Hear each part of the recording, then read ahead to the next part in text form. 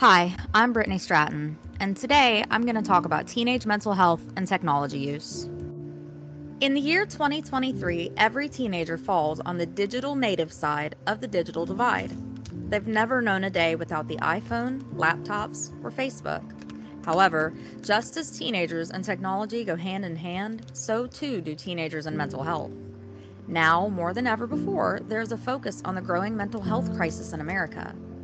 In fact, recent national research indicates that not only are there more adolescents ages 12 to 17 experiencing emotional distress, over 2.5 million adolescents have a diagnosis of severe major depression. Therefore, this paper asks these questions. What is the current state of teenagers' mental health? What is their relationship between technology and mental health? What technology do teenagers use? And how does it impact their relationships? The 2022 Youth Risk Behavioral Survey provides a chilling wake-up call. American high schoolers are increasingly engaging in suicidal behaviors. To better understand the mental landscape of these adolescents, the mental health and suicidality metrics that have been created include persistent feelings of sadness or hopelessness, poor mental health, seriously considered suicide, made a suicide plan, attempted suicide, or were injured in a suicide attempt. No data is available for poor mental health in the year 2019, as this was not added until 2021. When those same metrics are broken into demographics, the LGBTQ+ and same-sex coupled adolescents are at the highest level of mental health crisis. Common signs of oncoming crisis include self-isolation, engagement in risky behaviors, self-harm, and substance use, among others. It can be extremely important that caregivers and educators familiarize themselves with these signs. One recent study on teenagers' technology use and its impact on their mental health tested that if their technology use was negatively correlated to mental health and developmental outcomes, then periods of frequent increased technology use would produce these negative outcomes. This was not the case, however. And in another study, Marciano, Driver, Schultz, and Camerini found that there was a positive association with increased smartphone use and mental health.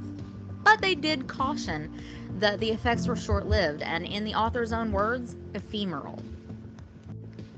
Indeed, increased technology use is positively associated with increased mental health outcomes. However, Odgers and Jensen in 2020 caution that adolescents' online risk often mirrors their offline vulnerabilities, and future research is needed to understand why offline risk signals online problems.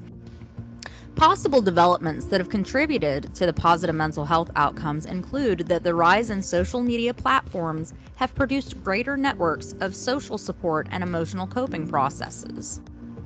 In addition, Moreno in 2022 presented the 3 C's of digital media: content, co-viewing, and communication, based on the American Academy of Pediatrics Family Media Plan Toolkit. And adolescents in the LGBT+ population may be able to access much needed mental health and social supports online. And for this population, which was previously singled out as having the highest risk of suicidality, these may be life-saving tools. To distill these points, the pros of teenage technology use are that teenagers are not losing time that would otherwise be spent on face-to-face and in-person interactions to isolation into technology. They continue to construct their own vibrant existence, particularly when given a solid foundation through parental guidance and moderation. However, the cons are that teens who are already experiencing risk factors such as poverty, adverse childhood experiences, and maltreatment have a higher likelihood of encountering the harmful or disturbing content, experience internet victimization or online hate, unwanted sexual solicitation, and sexual predation. This suggests that adolescents who are at risk in their physical lives and spaces continue to be at risk in digital spaces as well. Finally, from the data come these 3 recommendations. First, capitalize on the availability of digital health interventions. Second, the development of online coaching platforms for increasing digital citizenship and personal integrity among the emerging blended space. And investigations into internet addiction and gaming addiction.